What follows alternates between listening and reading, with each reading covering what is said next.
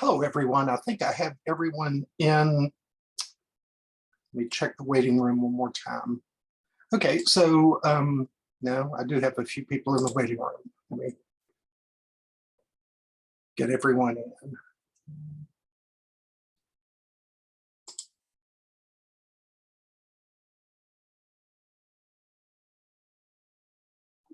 Okay, so at this point, let's go ahead and get started. I'm Dr. Randy Kearns. I'm a professor in the business school. I teach healthcare management and disaster management. And today I'm going to spend about 20 minutes going over just some of the critical things that we like to remind you about in terms of college life and what are things that you need to stay on top of and what will help you be successful. Also, just from a personal standpoint, I have 3 adult children. All are between age 26 and 30 now. All of them have finished an undergrad degree, at least, and each of them had different experiences. And from a parent standpoint, I also had different experiences. So one of the main points that I always want to remind anyone as far as college goes, the whole aim to the college experience is to be sure that we help you become a better person, a better prepared person for the workforce, and for that matter, a better prepared person for the community and for your life. So, you know, in terms of what is this, you have made it to college. That's really a big deal. I've previously, I'm a retired professor from the University of North Carolina at Chapel Hill. And then for a couple of years, I taught at a small private university in Eastern North Carolina. And I've seen students really from really varied backgrounds. And I guess the point is anybody can be successful in college, and anybody can also be not successful in college. It is important to know you've made it here. What's your major? Sometimes you don't know. I had a student one time who had, she had been very successful. She was in a high school program that allowed her to complete a community college associate's degree at the same time she was in high school. And she actually came to us as a junior just before her 18th birthday with about 72 semester hours of credit. And so she was, in terms of being close to graduation, she was only about 2 years away from graduation. At the time, I was meeting with her to go over some of her course choices and for that matter, what type of major she wanted to work in. And she had a bad experience that morning, and where we left it was, she said, I don't really know what I want to do with my life. I'm 17 years old. She said, but I can tell you that class I was in this morning, that's not what I want to do. And I guess one of the things that hopefully college will help you with is to find out, what you like and maybe what not necessarily is for you. It's important to look at how your major can become something that my son, who changed his major several times, at one point was a history major, and I like history. I think it teaches us a lot of important lessons. The challenge with history, though, is again linking it to a career. How do you take what you want to do, what you like to do, and turn it into a career?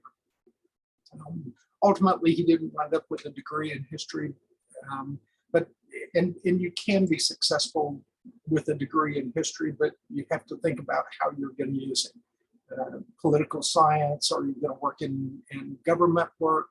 Are you going to be a teacher? There's a lot of ways you can be successful with any of the topics at school, but it's really about identifying your major and enjoying what your major is. It is important to be curious and to be a lifelong learner. You know, we need a smart city. We need an educated population. The more we have that, the better off we are as a community, the better off we are as a family and as a state. And so it's important in terms of your part and how we contribute to, again, our community, our family, our state. But it's, you know, and it's not about telling you to think the way I think. It's hopefully helping you find your own words and find your own way of what you think is important. You know, it's also important to talk about what this is not. You know, it's not high school. Some of the experiences I had in high school were completely different than some of the experiences. And I've been in college in several different places. And it just, you know, it's different. It's also important to know if you had a community college experience, it's great, but just understand it's not community college as well. In some classes, information will come very quickly. Be prepared, complete the reading assignments before you go to class. I was one of those students that early on, I was a really bright kid, and so I spent most of my high school not having to take a book home, not having to read. I could just sit in class and absorb the information, and generally could get somewhere between a good grade and a really good grade. And that worked okay for high school. I got hit by a truck by the time I was in college. It didn't work that way at all. In fact, I went from, you know, in high school, you know, I'm one of the smartest kids in the school. And I remember being in an organic chemistry class, and I'm looking around the room, and I'm at a university at that time with about 15,000 students. And I'm thinking, you know, I'm not even in the top half of the university. And I'm looking around my class, I don't even think I'm in the top half of my class. And, you know, and that's why several years later, I went back to finish that 4-year degree. It can really strike you as a different experience, and you do have to be prepared for how the information will come to you. And it will come fast and sometimes fairly furious. If you've not completed your general education courses, I'm talking about maths and sciences, a couple of Englishes, just understand those are typically larger courses. And when they're larger courses, again, you have one professor, maybe a grad assistant, but the point is that person doesn't have a lot of time for individuality. Now, by the time you get into your major, I've got a major class as an example this semester that I have 8 students in. It's very easy for me to give them individualized attention. But when you're in your gen ed classes, you're going to be one of many. And again, it'll take you time to find your way. It is important to note that the University of New Orleans is a Tier 2 Carnegie Research University. There's only 5 of those in Louisiana. We're the only state university in the New Orleans area that's a Carnegie Tier Research University. Most all of your professors have finished a bachelor's degree, a master's degree, and a doctorate degree. And so just remember, if your professor is Alice Smith, as an example, please don't address her as Miss Alice or Miss Smith. She is Dr. Smith. And so, again, be proud of your school and be proud of what you become a part of. One of the things that will come at you quickly is time management. You know, when you're on campus, to one extent, particularly if you're living on campus, and this was kind of my experience to begin with, I had more free time than I ever had in life living at home. And yet it was easy for me to kind of put things off. And suddenly you find out that, you know, well, the assignments are due Sunday night, you know, and not all classes are that way, but for some of the classes that I teach anyway, I say the assignment is due Sunday night at 11:59 p.m. Now, I don't encourage you to start working on the assignment Sunday evening at 6 p.m. In fact, you need to remember, if there's a technology problem, most of the technology services are not available between 5 o'clock on Friday evening and until 8 o'clock on Monday morning. So I would really encourage you to get your work done during the week rather than on the weekend. But there are some people who are balancing a full-time life and a full-time job. And so, we do give a lot of Sunday night deadlines, but just understand a deadline is not something you're working toward. A deadline is something that is out there, but if you finish it on Wednesday night, that's really good. Go ahead and move on. There are times that you may be late or you may miss assignments. Again, the important piece is time management. And college should be fun, and college can be fun. Sometimes it can be too much fun. And so again, just try and balance, what is fun and your purpose in being there. Personally, it's important to make a schedule and stay on time. When you're dealing with multiple assignments, you'll have multiple due dates. You want to be sure and to some extent personally set some of your own due dates, because you may be taking 4 courses at the same time and all have maybe a Sunday night at 11:59 p.m. due date. If you wait until 6 o'clock on Sunday night to do all of your assignments for 4 courses that are all due Sunday night at 11:59, you're going to have a great deal of difficulty meeting those deadlines. And in most cases, you won't. Just understand, early is good, on time is good, late is not. And some courses and the courses I teach as an example, once it's late, it's closed and we move on. There's some rare exceptions I may grant, but generally speaking, once the assignment is closed, we're done and we're moving on to the next week. If something happens in life, and inevitably it does, just don't disappear. Let your professor know what's going on. Again, if you're one of 90, it's a lot harder for us to keep up.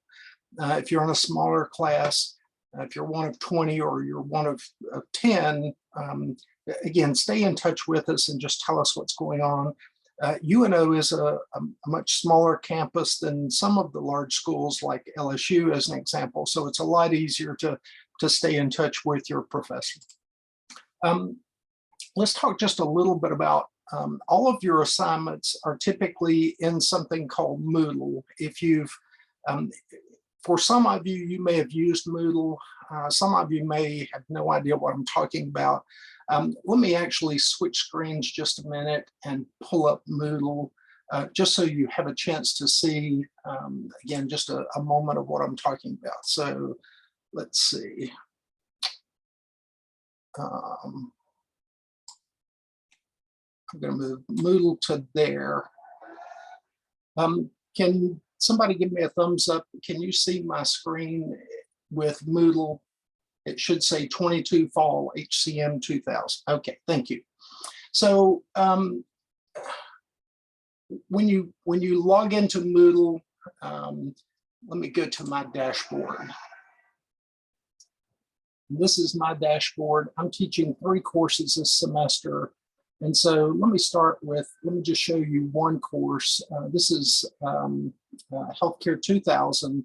It's an introductory course to healthcare management. And oh, by the way, my camera is here, but 2 of my view screens are here. So if I'm not looking at the camera, I'm not ignoring you, but I'm just trying to balance what I have here and what I have on this screen. And right now I have Moodle on this screen. So let me pull up HCM 2000 so that you can see what this looks like. I've got, again, just a basic introduction of what's going on, start date, end date, dates that we have class.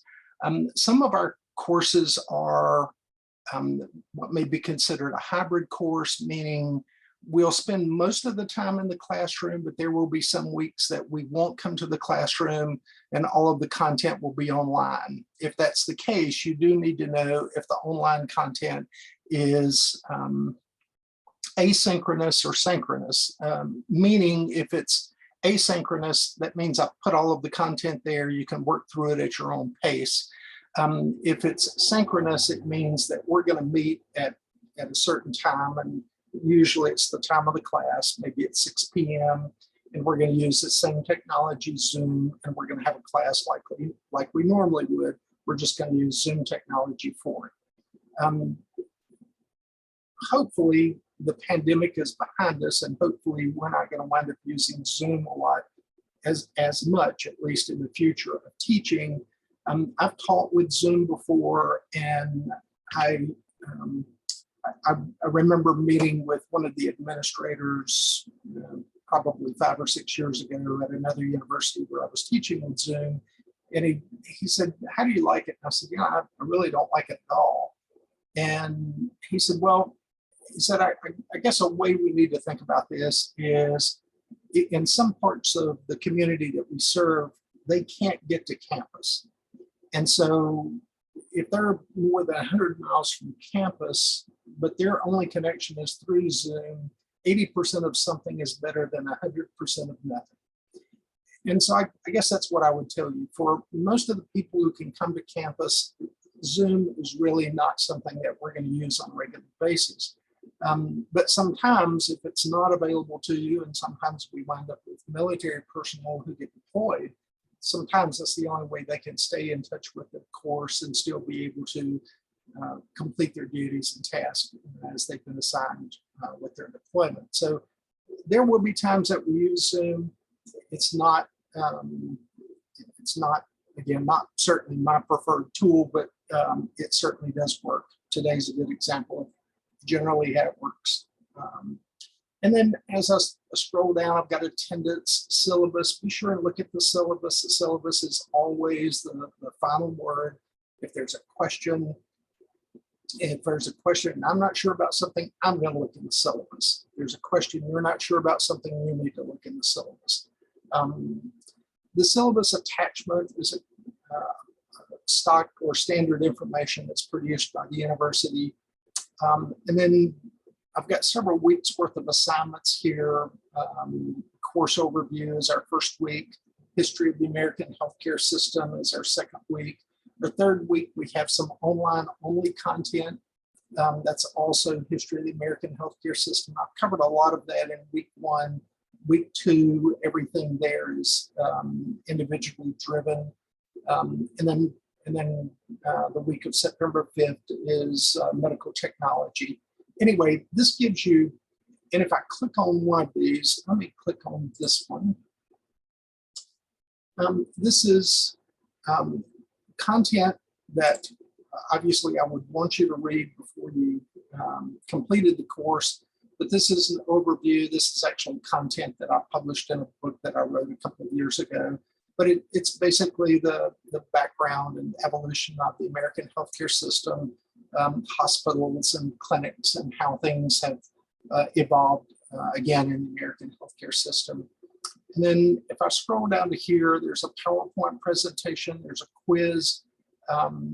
Some of your professors will use certain types of proctoring services. I don't. I've got some other things that I can do that I believe create validation, at least the validation that I need. But anyway, and then links and discussion forums. These are things that I expect you to complete during the week. And then I also have a video overview of the course, actually from an earlier semester. That's, again, kind of the video recap. But that's what needs to be done during that week. It has deadlines. Also, if you look here at this calendar will tell you what's due and what date it's due. So if you've not used Moodle before, let me go back to the beginning. If you've never used Moodle before, the first time you log into Moodle, Most of your professors on the landing page will include this link, Moodle Overview. And it's basically a basic overview of how to use Moodle, how it works.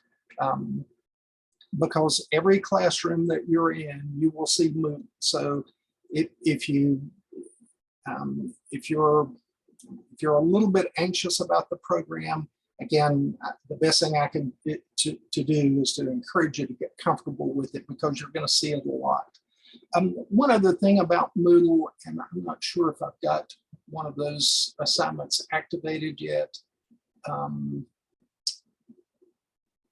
Let's look in this one. No. So,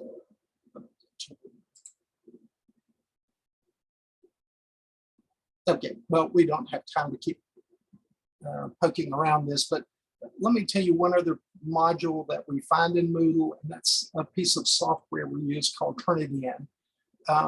If you've not used Turnitin before, Turnitin is a way that you can upload a paper, and when you upload that paper, it uses an artificial intelligence, a web crawl type technology, so that it can compare what you've written and what you've submitted to literally thousands, hundreds of thousands, millions of papers that have been submitted at other universities around the country. I can't encourage you enough to find your own words when you're writing. If you are accustomed to cutting and pasting something and calling that your paper, that's not going to work. So most of your professors use Turnitin. I usually give students a free chance or two to tell me, would you reject it because the similarity score is too high? And it tells you exactly where you got the verbiage. So again, just don't cut and paste to write a paper. Writing a paper is really about putting it in your own words. And there is a software technology that helps us sort that out. So let's go back to our presentation. We have about 5 more minutes, and I'll wrap up and see if there's any questions. Let me go back to here. One thing I do want to say, all students at UNO can download Microsoft Office Suite for free. That's a part of being a student at UNO. Typically, your assignments need to be done in Microsoft Word, Excel, and PowerPoint. If you're using a Mac, just check with your professor. There's a couple of ways that we can make assignments work. Just understand native programs to Mac typically don't work well in Moodle. There's a couple of workarounds. Saving it to a PDF is probably the best alternative, but there are options. Again, just check with your professor on that. WebStar is something that I would think you've been shown by now, but WebStar is where we post class grades. It's what you're going to be searching to find your potential classes that you may sign up for. I think there's a lot of financial information in it. I'm not used to seeing that side of it. From a professor side, the only thing that I'm saying is the classes and the grades. But that's when we finalize grades, they're in WebStar. And then again, Zoom, we use Zoom to supplement things that we do, but Zoom is not, and certainly not first and foremost the way we want to teach courses. Explore funding options, look for ways that you can, one advantage we have at UNO is many of our students wind up with much lower amounts of debt, if any, leaving school than most, certainly most private schools. And state universities traditionally are about 1/3 the cost of a private education. And so look for ways that you can leave school without debt or with minimal debt. Loans sometimes are a necessary evil. But again, look for ways that you can avoid borrowing, scholarships, work-study programs, part-time jobs. There are a lot of things available on campus. Sometimes we don't do as good of a job making all of the students aware of all of those options, but be sure you do search out for some of those options that are out there. If you're from Louisiana, there's certainly an in-state tuition discount. If you're actually from one of the Gulf states, Texas, Mississippi, Alabama, and I think Florida, there's also a tuition offset option. But again, just be sure and discuss that. And last but not least, enjoy your college experience. Attend events, join a club, whether it's something related to your major or something related to your service. Some people like to pledge either a sorority or a fraternity. One other thing that I will point out that a lot of people don't really think about at times, if you see something on campus that you want to be a part of, you can always be a driver of that.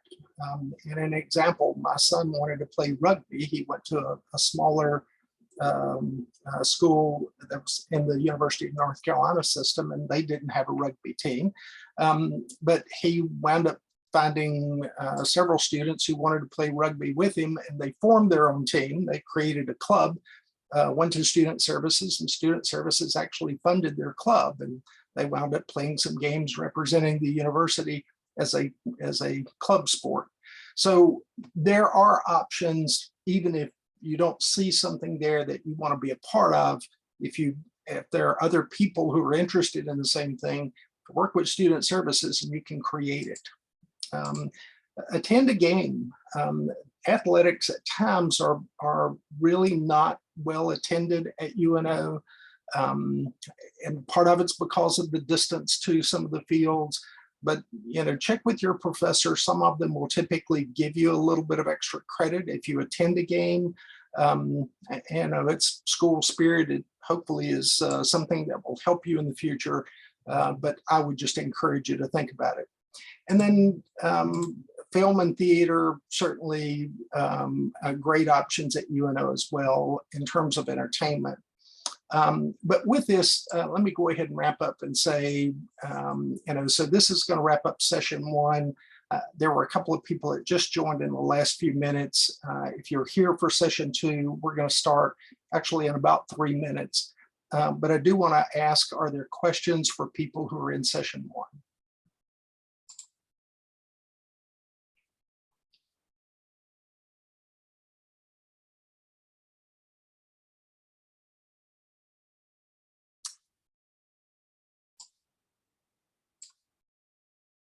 Okay, well, I don't hear anything. If you have a last second question, be sure and type it in the chat box. Otherwise, session one is officially over. And if you're here for session two, we will start that in about 2 minutes. Thank you for your attending.